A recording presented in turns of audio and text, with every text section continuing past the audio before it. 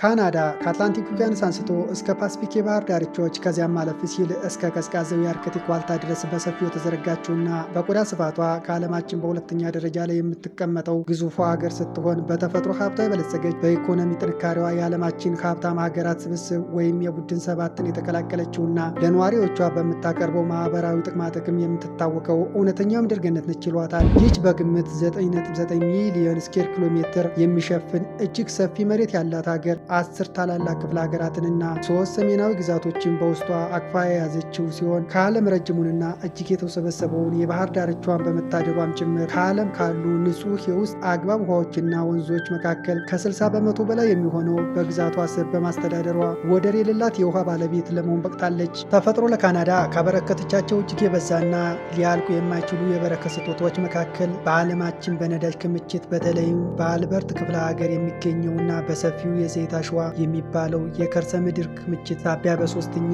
ደረጃ ላይ እንድትቀመጥ ማድረጉ ቀዳሚውን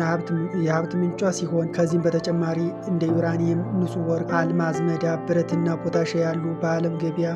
እጅግ ውድና ተፈላጊ የሆኑ ማዕድናት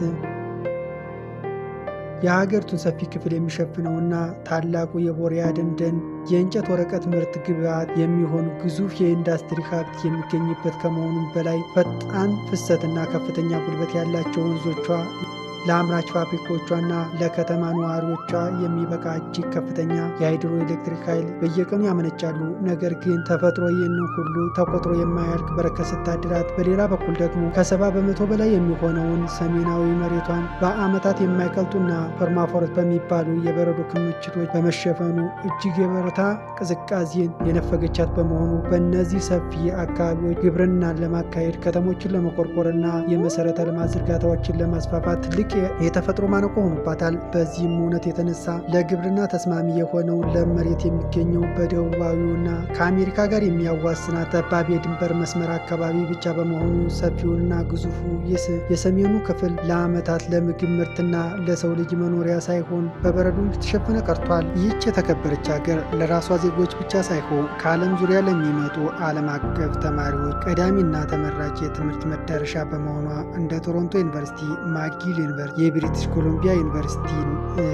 ያሉ በዓለም አቀፍ ደረጃ ስማቸው በከፍተኛ ማዕረግ የሚጠሩ ምርጥ የትምህርት ተቋማት በውስጧ ይዛ ትገኛለች። የሀገሪቱ የመንግስት አካላትና የሳይንስ ሊቃውንት ተቋማት በየዓመቱ በርካታ የትምህርትና ስኮላርሺፕ እድሎችን ለዓለም ወጣቶች የሚያቀርቡ ሲሆን በዶክትሬት ደረጃ የሚማሩ እጅግ የላቁ ተማሪዎች የሚሰጠውን የቫይነሪ ከፍተኛ ስኮላርሺፕና በቶሮንቶ ዩኒቨርሲቲ ስር የመጀመሪያ ዲግሪያቸውን ለሚከታተሉ ብሩህ ተማሪዎች ሙሉ ወጪ የሚሸፍነው የሊስተር ፒስተን ዓለም አቀፍ ስኮላርሺፕ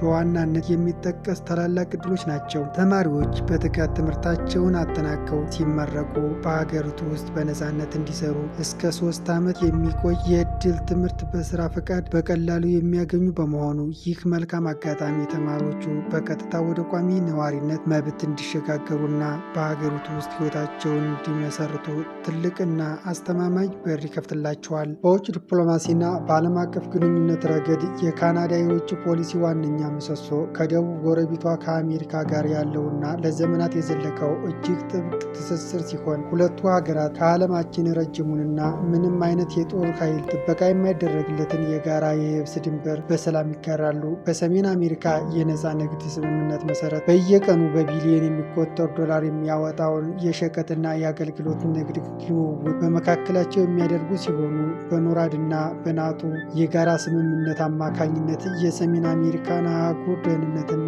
የአየር ክልል በጋራና በትብብር ይጠብቃሉ። ከዚህም ባሻገር ካናዳ የታላቋ እንግሊዝ ኮሚኒስትና